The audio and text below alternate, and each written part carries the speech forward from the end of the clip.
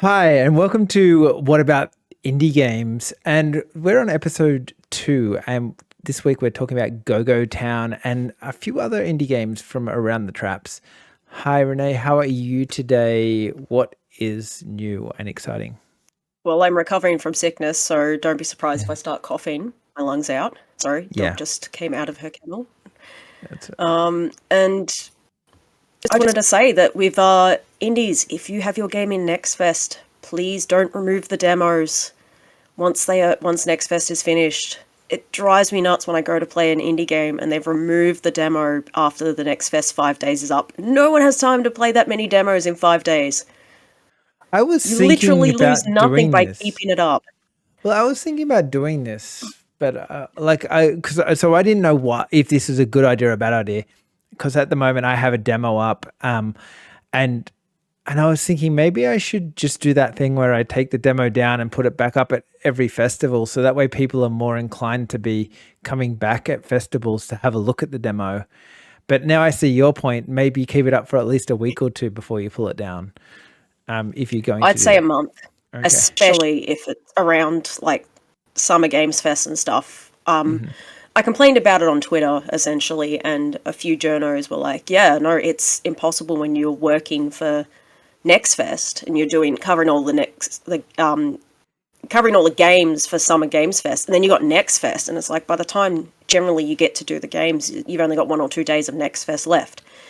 I actually was sick part time over Next Fest. So when I did feel well enough to actually play some of the games, some of them had actually removed their game. But the thing is that if a lot of the time, if you play a demo, if the demo is not your thing, or even if it's badly optimized, it will still leave an impact and people will still remember that. Whereas if you remove the demo, a lot of the time, the names of those games will just vanish into the ether. Yeah. So like there was I think 3 or 4 that had removed, and I think they were fairly like they were ones that might have actually appeared in some of the showcases. I cannot recall their names because I went to play the demo. Demo was taken offline, had a purchase button instead, and I was like, oh well, too bad they've taken it down, can't play it. But I can't tell you what they're called. I can see a point of taking a game down if it is an online game only, and you're only having like open lobbies for that festival. Potentially, then that might be the only time to take it up and down. But I think that's where it started from, that idea. Well, the thing is, none of the games I was playing were online games. They were all like single player, Mm. or generally they were story driven, which means that I'm like, I don't know why you would take the demo down. Like, I feel like there's literally nothing to lose by I leaving it up. it's that fear of missing out phobia type of thing. So that way people are like, oh, next time this comes up, oh, I see this game, I have to play it because I don't want to miss out on playing this demo this time around.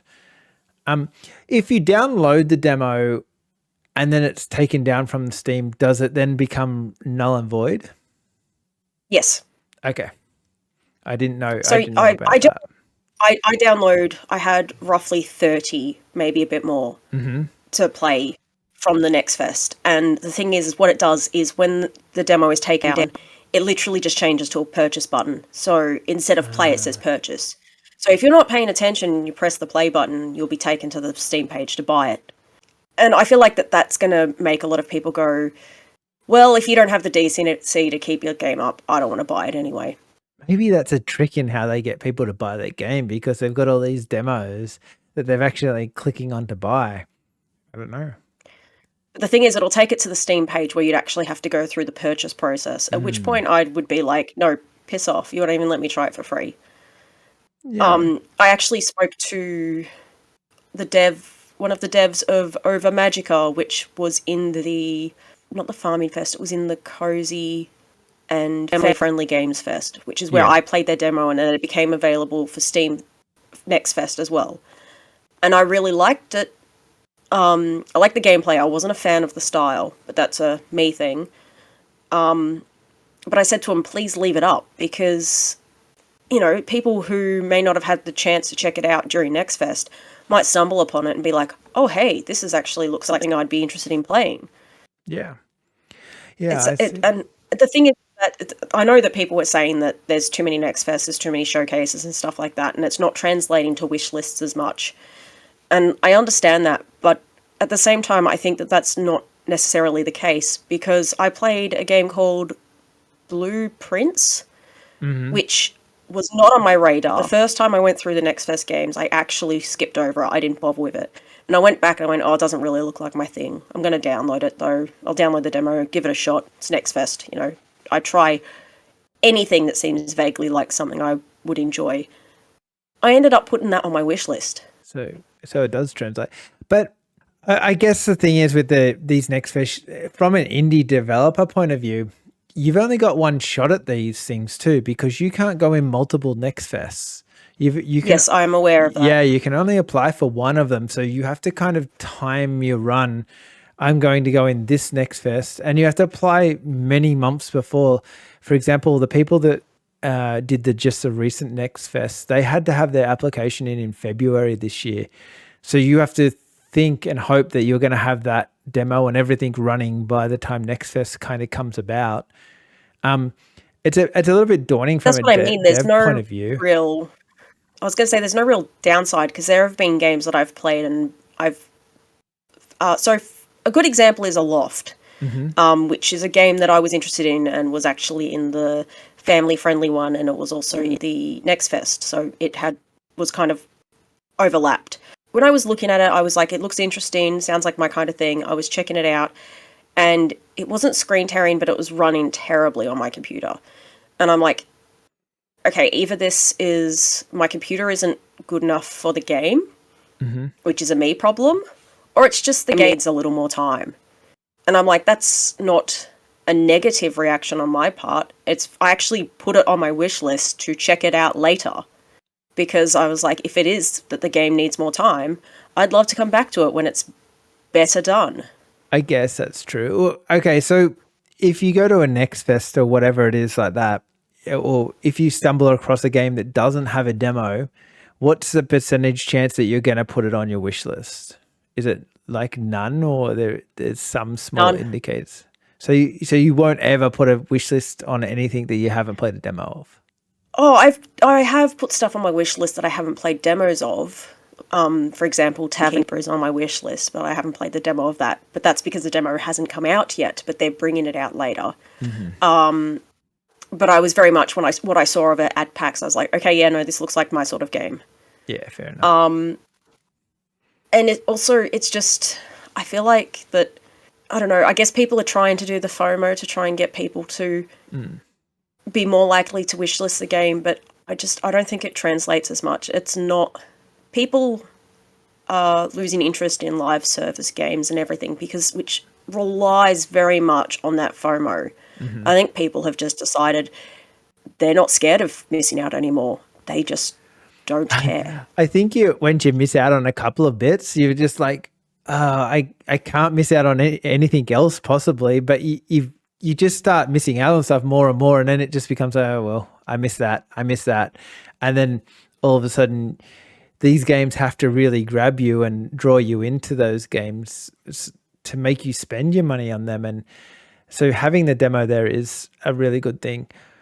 Last demo. I think the demo is the single most important thing to sell a game, because the thing is that a description can only do so much. There was a game that sounded like it was right up my alley. It was about saving animals, and when I played it, it was more like a strategic town builder, and I was like, this isn't really what I was thinking it would be, so it's not really my sort of game. Yeah.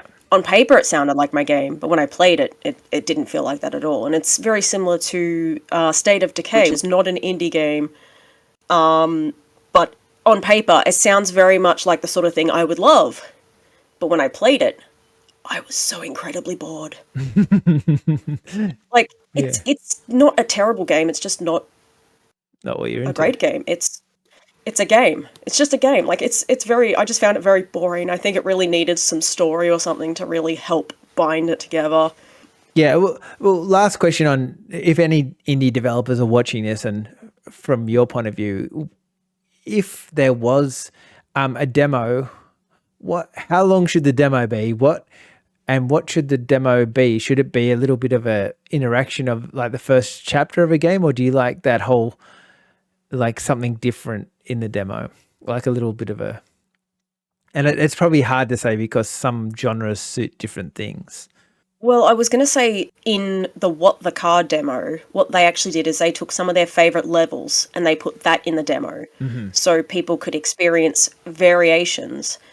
A couple of the other ones that I've played, so for example, in Plato and Moses, which is a mystery game, what they did is that they had it so that it's essentially the first kind of chapter of it, the game, but obviously the choices don't carry over or anything like that. But if you can play it multiple times because each choice will give you more information, so that the next time you play it, you could actually kind of suss things out, and especially because it's got a time management element to it.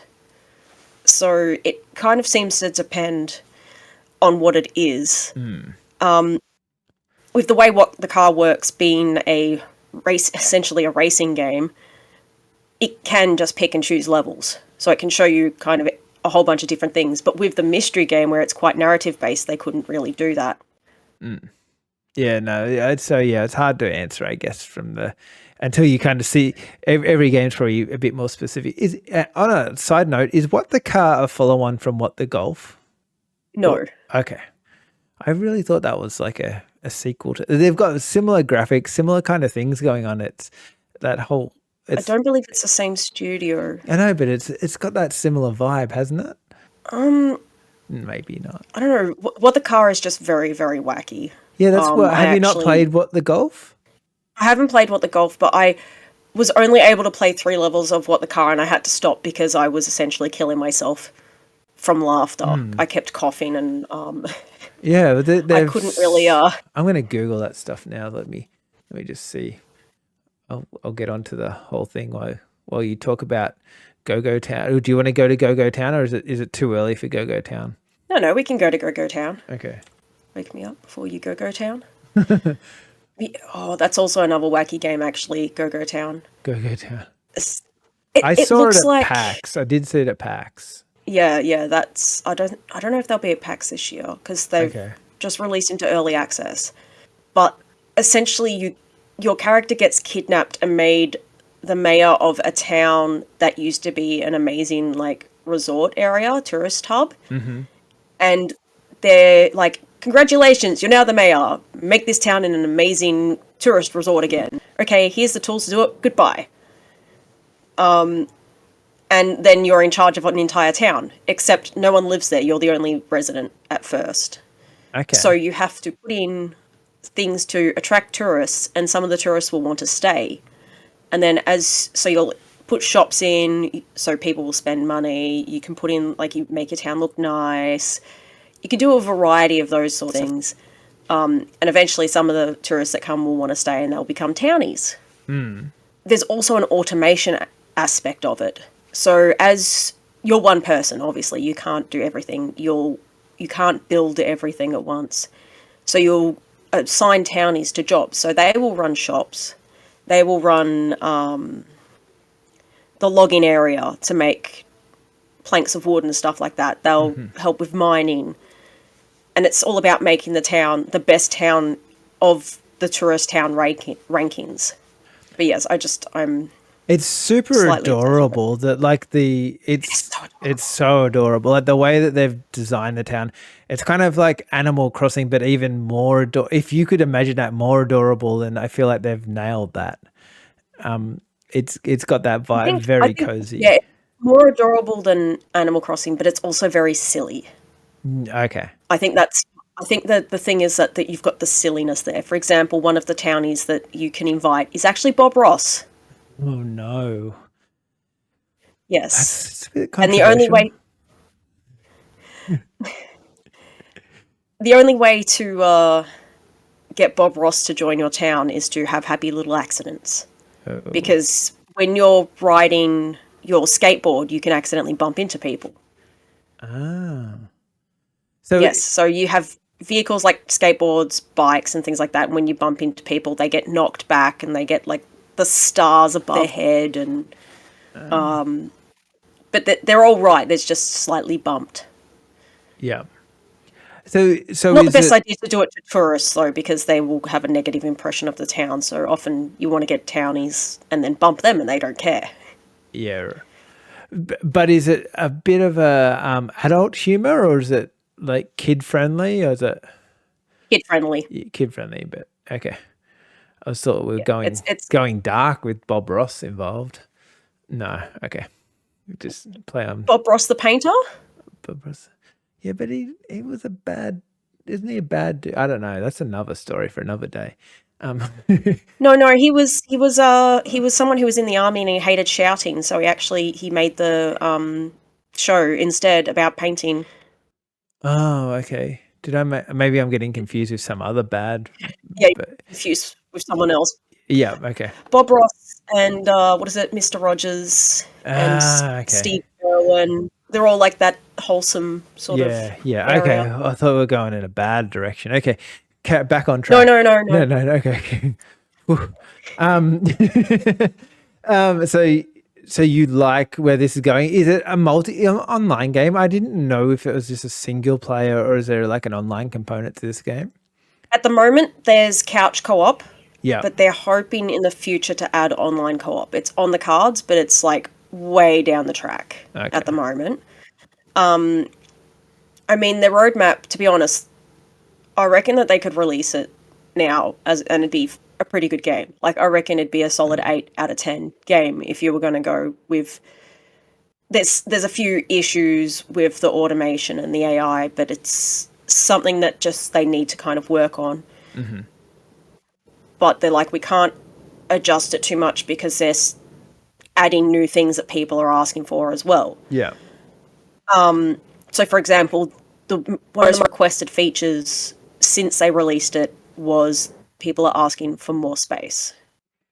And I Oh. was like, I don't see the need for more space. I think it's fine the way it is. I just try and fit everything in as I can. But the fact that it's the most requested feature, it also tells them that people enjoy it so much that they want more of it. Mm. And they said, well, the thing is that then that brings in more issues with the AI, so they've got to deal with that first, and then they can kind of tackle the AI. But could they make more space by having like a separate island or something that you could like part time run as well, or like something like that that isn't. So that I feel way, like it's a that would different just be, loading screen, different type of thing like that going on. yeah, I feel like that would kind of just be putting, it'd almost be like making a new game sort of thing. Mm. So I think that's why they didn't want to do that. And especially because I believe that they said people were asking for their farming zones to be increased in size because there wasn't enough room for all the farming stuff. Oh, farmers. Ugh. You got to grow your vegetables for to sell in your shops somewhere. Yeah, I don't know. I'm not a farming game kind of person. I've tried to Oh, you be. don't have to farm. You just Oh, thank send God. the people to go farm for you. Oh, okay. Well, that's That's what I fine. said. It's automation. Yeah, yeah, yeah. You start off running the farm yourself initially for when you've got like 4 plots. Yeah. So 4 different, vegetables. And then as soon as you unlock farm automation, you just send your townies to do it. It kind of reminds me a little bit of that factory game that was like Factorio? tiny builders or something like that. It was a it was a factory thing, and you built the factory up, and it got more automated as it kind of went on. But then there was that game really drove me crazy because after it got way more automated, that's when you got the bugs. So it wasn't like you didn't get bugs in the first 2 hours. You got bugs in like 10 hours or like after you invested a lot of time into it. So I feel like they're probably fixing that way down the road. If you've got a lot of automation, when it gets like more complicated, that's when the bugs start coming in and it really upsets people because, I yeah. believe that there's only 3 tiers of automation in each area. And majority of the automation is coming from mining and the mining and the oh no, there's some in the farming area as well. Mm-hmm. So essentially in the farming area you will pick something like bread, not bread, you won't pick bread. I'm getting confused with another game that allowed you to pick hamburgers. you, you pick wheat, which you then put into a machine to make flour, and then you move the flour into the machine to make bread. Yeah. And that's like the level of farming automation. Okay. So and often machines have multiple, and this is another issue that they've been having, is that for some reason people are missing that there are multiple recipes on one machine, so you can swap what they make. And from what I can tell, the townies can't swap the recipes. So you have to manually go and swap the recipes yourself. Because so, for example, this other game that I had, it had a job. You could buy a job board eventually, and then you could put all your recipes on that and then link it to that machine. So then it would go through and do the jobs from that machine. Like it became very automated like that. So you can't do that. Okay, yeah, no. This is literally just, you can change it from. So one machine, you can make concrete, steel beams. What's the other thing that I think there's a third thing it can make, but my brain's not remembering what it is. I think it's windows. Yeah. So it can make those 3 items, and depending on what you need, you can swap between them. So generally what I would do is I would make a whole bunch of the concrete, put it in one of the storage areas, make a whole bunch of the steam pills.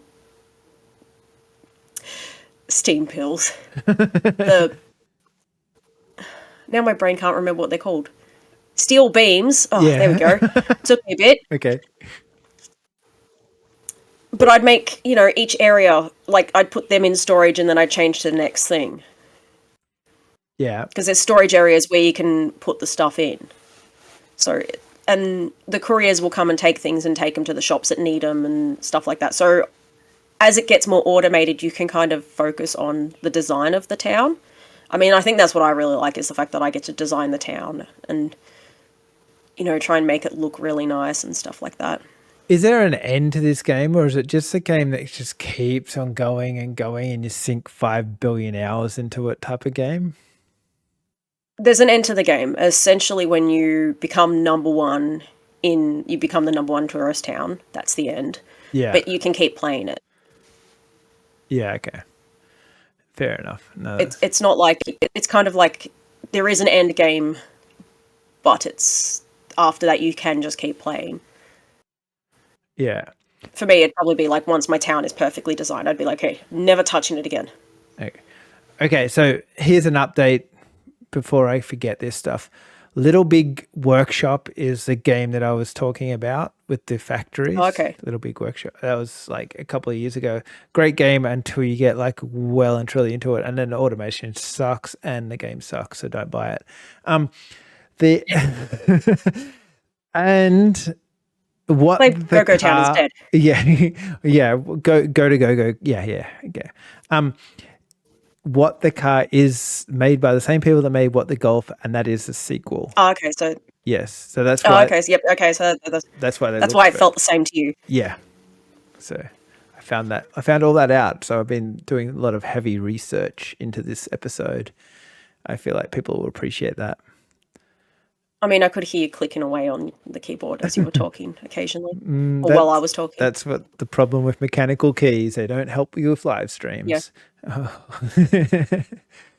But yeah, that's not like. If I'm going to use keyboard, everyone's going to know about it. Yeah. My wife and kids love it when they're trying to sleep. It's perfect. But yeah.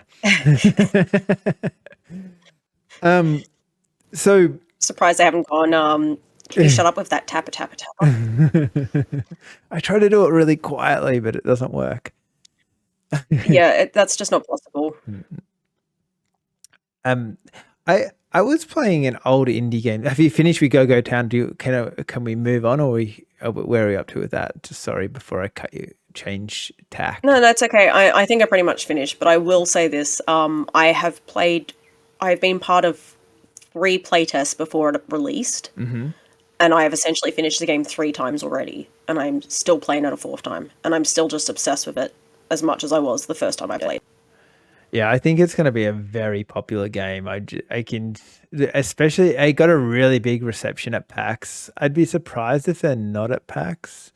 I could probably. It's really weird because I found out that the people The people at Go Go Town and the people at Cozy Caravan actually used to work together at Chrome.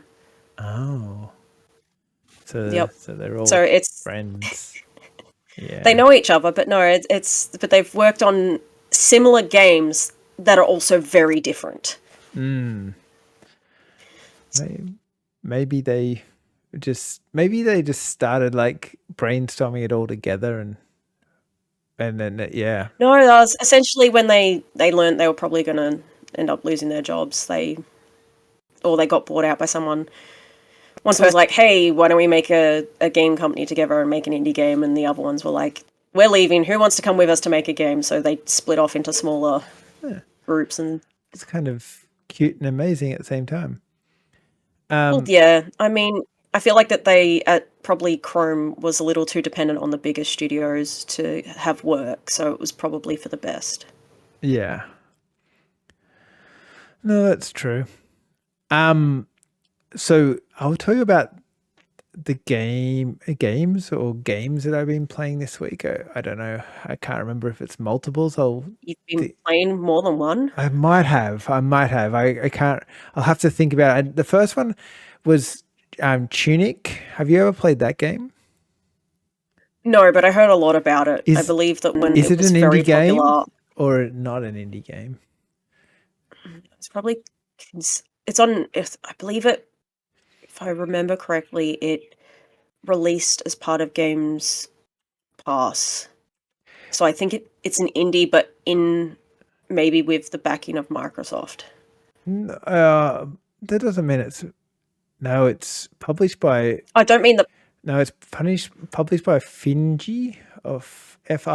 I FING. don't mean that Microsoft published it. I meant Yeah. that they brought it on board for a Game Pass as a Game I Pass game. I'm 90% sure when it initially released, it actually didn't it wasn't published when it first released because I recall, and I don't know if it's still available, but it was on itch. It released on Steam and itch.io game day one. And it came out Okay. many years ago, like a couple of years ago. So I kind of think it was a smallish studio. So why do I think that why do I associate it with Microsoft so much? Well, I think that's how because most of my friends were playing it. it just did get to Game Pass, I think, not all that long back. It was maybe also on PlayStation as well. Maybe it's just come to that as well. But it's interesting game because it's a Souls type game, but it looks so cute and adorable. I thought I was going to be like being relaxed and stuff in it, but completely like very Souls based, very hard unless you turn it to easy mode, which I obviously did, so I could get through Mhm. it.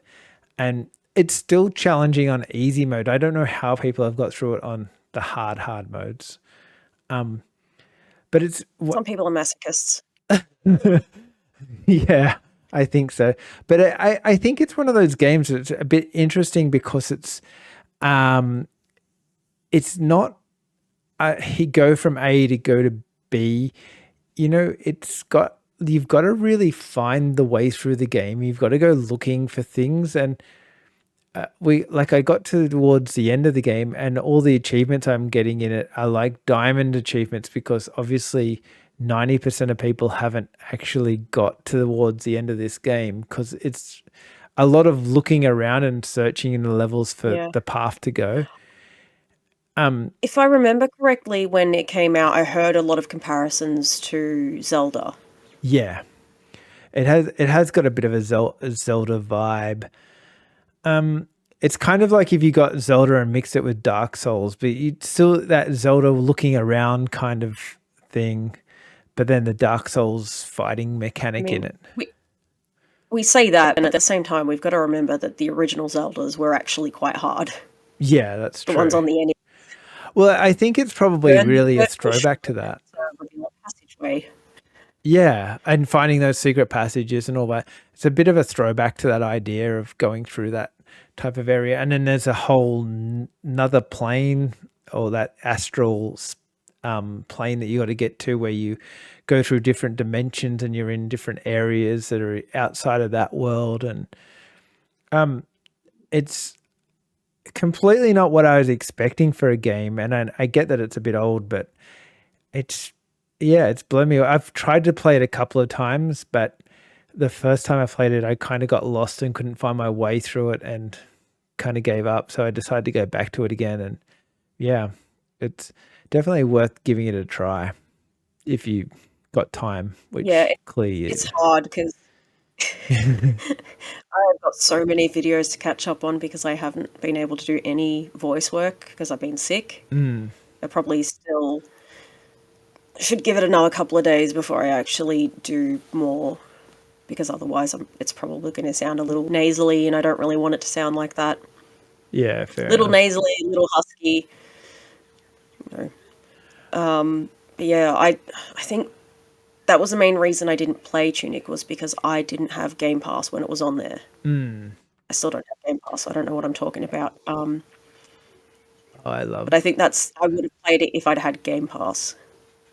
Yeah, I, but I don't think Game Pass does it justice because the big problem with Game Pass is that people would download this game. It's only like a pretty small game, like low poly kind of looking aesthetics, but it's a kind of game where you really have to press on through it and have to spend a bit of time and get involved with it. Where because it doesn't kind of give you a set path and hold your hand through the game, I could imagine people playing the first 10, probably hour of the game and going, oh, this is too hard. I don't understand what I'm supposed to do.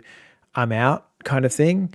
And I feel like a lot of games are getting killed off a little bit from things like Game Pass because people used to buy a game and then they put the time and the energy into the game. But now it's like if you don't instantly love it like a Netflix video, you just throw it away and download another one. So I think it's like this game needs to be spoken about a bit more because people should go and spend that extra bit of time on it to get through it. That's where I'm going with this. I kind of agree because the thing is that generally if someone had played this game and found it too difficult and they weren't going to persevere with it, I feel like that would have been the same whether it was on Game Pass or if they'd bought it. There've been people who have demanded refunds from Steam over the smallest things. So Oh, no. I don't mean difficult. It's not that difficult to kill people and stuff like that if you put it on reduced damage mode, which like that's what I did because it was better. But I'm talking about like we're going to have all these games that are just going to have a very linear path that no one has to discover anything. No one has everything's spoon fed to them. If we don't have people kind of persevering with games a little bit, like you need a bit of perseverance for this game, I should say.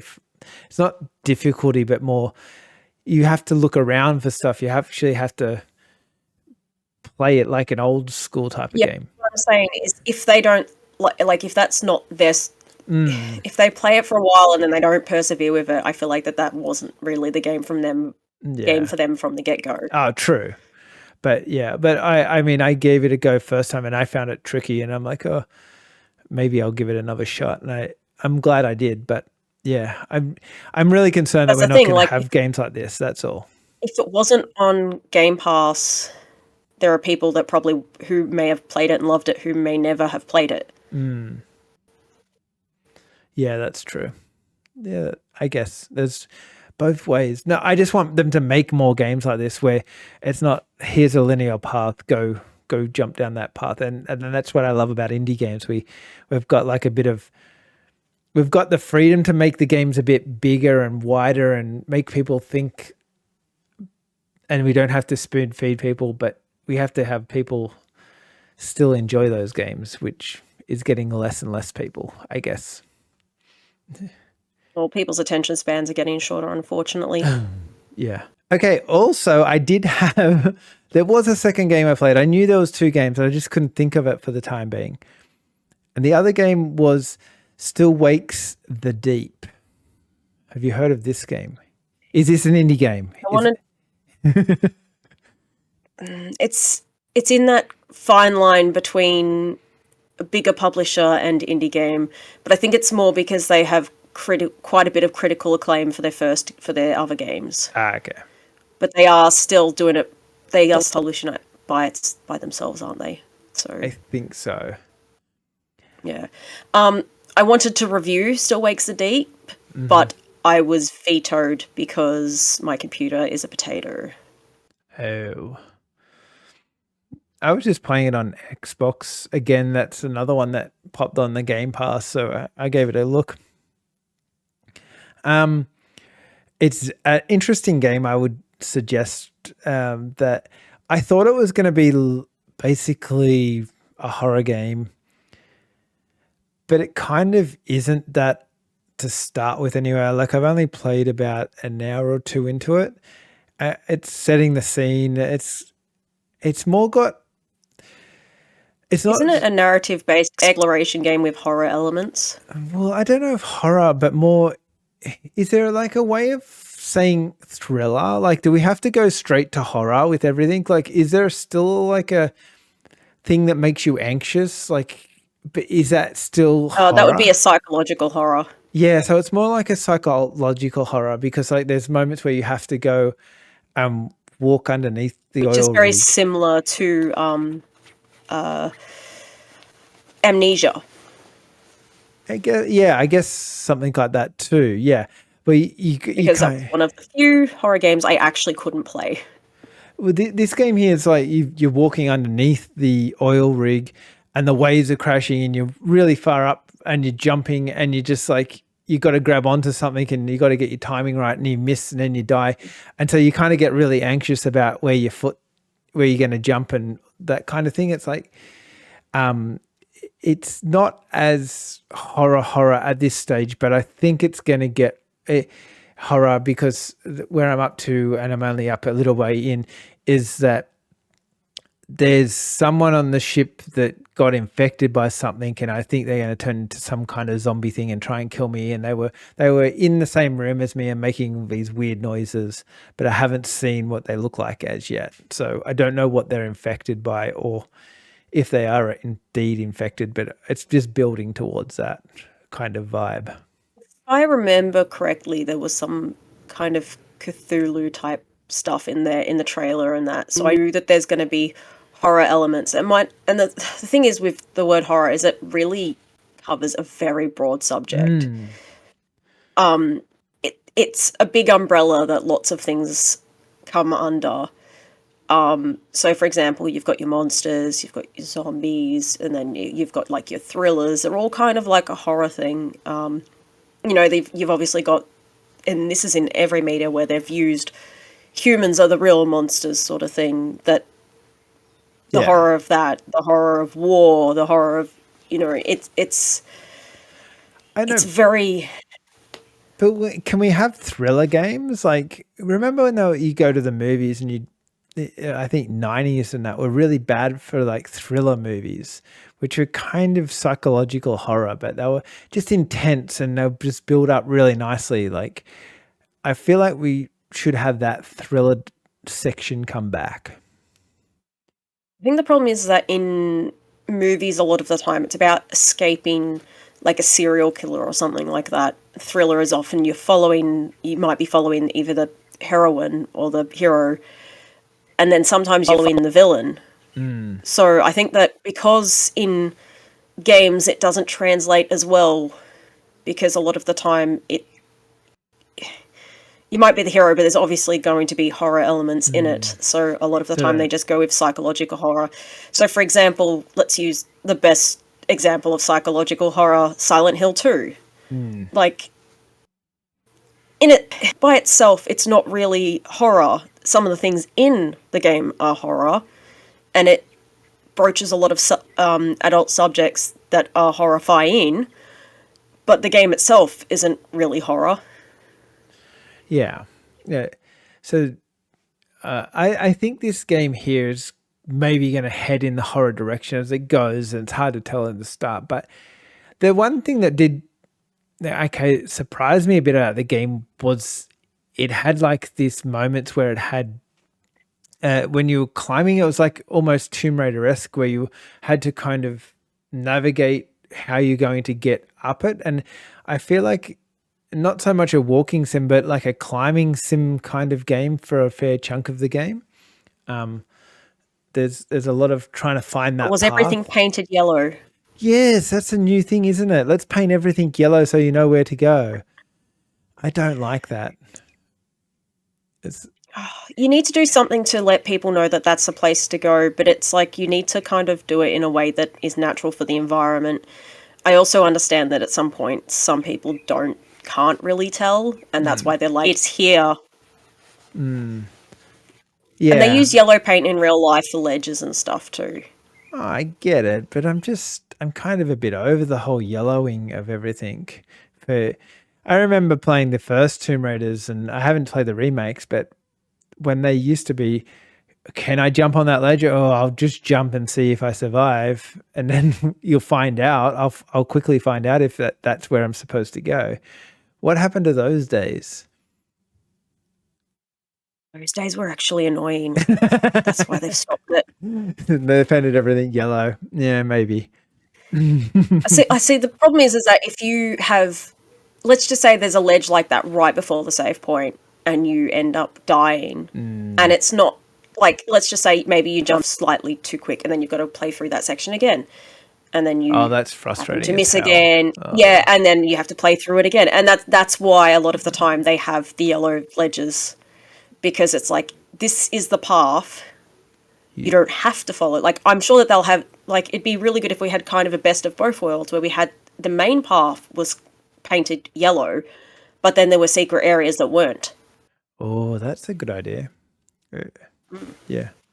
So when you can deviate from the path, maybe have one ledge yellow, but then the rest are completely the same color.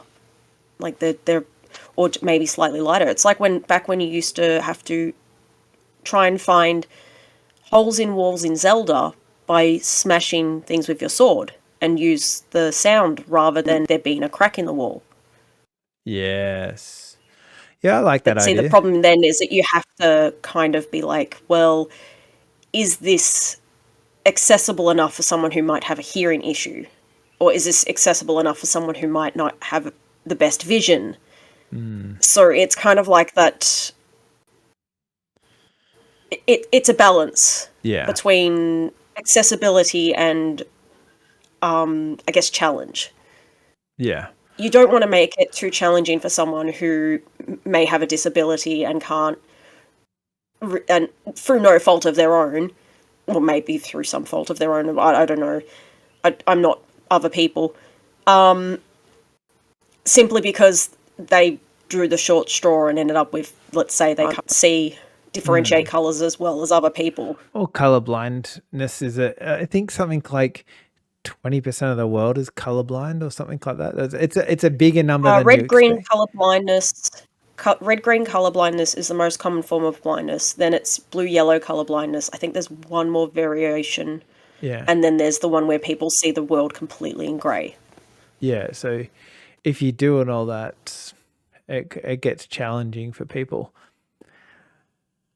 That's But why in Splatoon you'll never see primary colors opposite each other. oh, okay. So Design it's that. always purple and yellow, not blue and yellow. Oh, okay. And it's orange and blue rather than blue and yellow because blue-yellow color blindness. Yeah, right. That makes sense. Yeah. Okay. But with this game, that I would He wants to say join in. no, yeah, I know. There is a lot of heavy language. So if you're not a heavy language person, I would not recommend it. That it gets quite I laughed my head off. It was He's funny. working on an oil rig. Of course he's Yeah, going to swear like a sailor. yes, it's very sailor heavy language. So I loved it. I thought it was great, but I could imagine some people being like, "Ooh, that's a bit. We've gone a bit deep here." But yeah, it's got a very real feeling like you are actually working on an oil rig. I feel like they've either spent a lot of time out on oil rigs or they've at least visited at least one oil rig. Like it's Yeah, they've very researched it like yeah. crazy amounts. It's they've nailed the oil rig, I'll tell you that much. Let's be honest, an oil rig by itself is quite terrifying. Like, for someone like you or me who isn't on that all the time. If you popped me on a oil rig and was like, here you go, you have to spend a day here, I'd be like, what am I supposed to do? Oh my God, I don't like being here. And my anxiety would skyrocket. I would just go into my bedroom or whatever they call that thing. It's probably not even mine. I Yeah. probably have to share it with 20 other people, and I would go to sleep, and you can wake me up when it's time to go. That's if you, but then there'd be lots of weird noises that you wouldn't be used to hearing. So you'd be probably kept awake and you'll be like, what's that? What's that? You know, when you're in a new environment that you're not used to.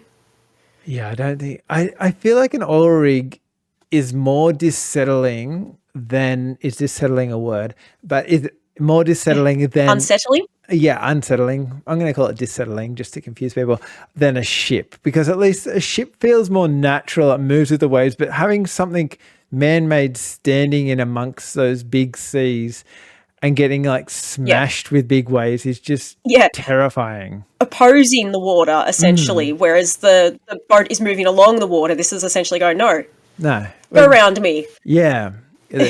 So that's where I think it really drives craziness and makes it, it's not so fun. I feel like it's the lesser known cousin of the lighthouse. So people talk about how lighthouses send people nuts. Like, whoa, what about an oil rig? So yeah, it's got like the perfect setting for a horror game, I would say, and I reckon they've nailed the oil rig really perfectly. If you ever want to start thinking about working on an oil rig, maybe play this game first. Or maybe don't, because then you might want to be on an oil rig after that. Yeah, but at least you get to learn about it without dying. Yeah, but then your imagination would run wild.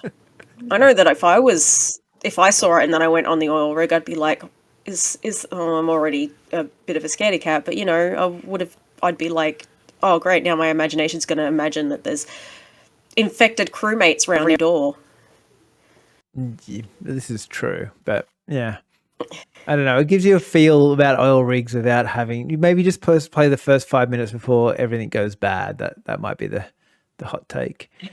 With a nice bit. Yeah, 5 minutes. So that were the games. I did play some games this week, so I was pretty proud this month, whatever it is. I was pretty proud about that. What other games were your standouts from Next Fest? So I already mentioned Blueprints, which when I first saw it, I was very meh, and I passed it over, and then I saw it again, and I was like, all right, I'll download it.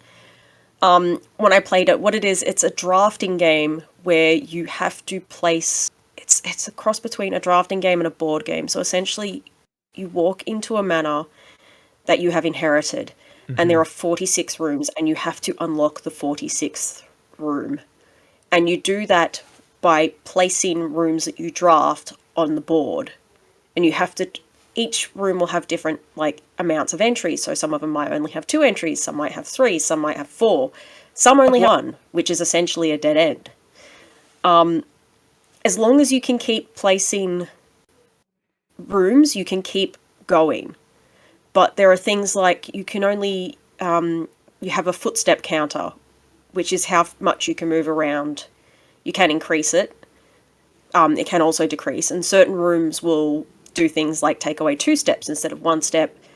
Some rooms will decrease it the amount by half. So I think I had 60 at one point and it suddenly went down to 30. And I was just like, holy crap, where'd they all go? Yeah. So essentially you're trying to place all 45 rooms to discover the 46th room. But each day, so you go as far as you can and then each day it resets. You have to go back to the beginning again. Yeah. So if you run out of room, it then resets to the beginning of the next day and you can try again, sort of thing. Was that annoying? That sounds like something that would annoy me. Or is it done in a really cool way? It's done, so essentially it's when you get to it's only when you eventually run out of steps. So there's only really 2 ways that you're gonna end up doing the next day. If you run out of steps or you run out of rooms. Okay. Because if you end up where So the first time I played the first day. I ended up playing the demo for over an hour, and I didn't even realize. I ended up with all dead ends Yeah. before I'd even made it halfway across the map. So I only half filled it, and I had 4 dead ends. And I couldn't progress any further, so I had to then go to the next day, and it takes away So the what next you've day is done. like dying. It just resets. So Yeah. they're what they say is it's a magical house, and the rooms can shift and move, and it goes back to the beginning again. But you'll need resources as well as the steps. So you'll need things like gems. Some rooms will cost gems. Some rooms won't.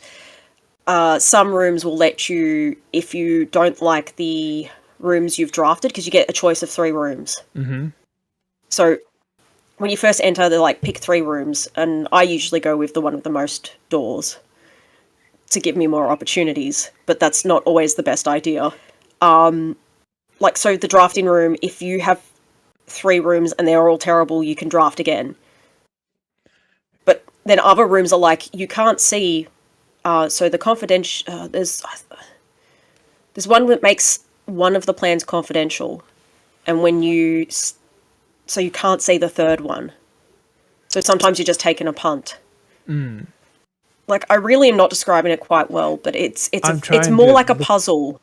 What's it called again? I'm looking at quickly look it up. Blueprints. Oh, it's actually really. It looks way different than I was expecting it to. So it looks like a low poly, kind of cartoony drawn world that you're exploring. Yeah, it's almost like it's kind of like an escape room board game with drafting, Yeah. and it's Okay. just a giant puzzle. It's a giant puzzle.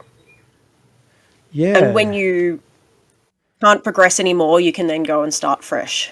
But it actually looks it looks really well made. Like, it has a nice thing. I don't even know if it's an indie game because it's published by Raw Fury. So Oh, is it? yeah. Whoa, we'll just cut that bit out. Oopsie. We'll cut that bit out. Don't worry about it. Wait, weren't they supporting some of the indies? Yeah, I'm pretty sure no, they're Raw pretty Fury good. was. They're pretty good for indies, but technically independently published is the indie. But it's okay. It's okay. We'll live with it. Someone will. But it's really good. Yeah. Okay. No, it looks really good. Another one that I really enjoyed was Lost and Found Co., which was on the Wholesome Games Direct, I believe, which is just Where's Wally? Except you are a duck in human form, and you're doing these favors for the humans so that the goddess dragon that you serve can go on back to heaven. It looks so adorable, the drawings. Oh, it is so adorable. Yeah. I spent a lot of time with that one too. I was like, this is really cute. And Well, I actually got to the part where I got to the end of the demo. They're getting really popular, these find a person kind of books, but they're slightly moving. So like everything's like, it's like a really nicely set up scene, and it's just enough. Yeah, certain things are animated and certain things aren't. So it's almost like a moving picture book. I got to the end of the demo and was like, oh, but I want to keep playing. There's also a story, and you end up with a rival. I'm trying to find this game that I see it all the time on Twitter, but it's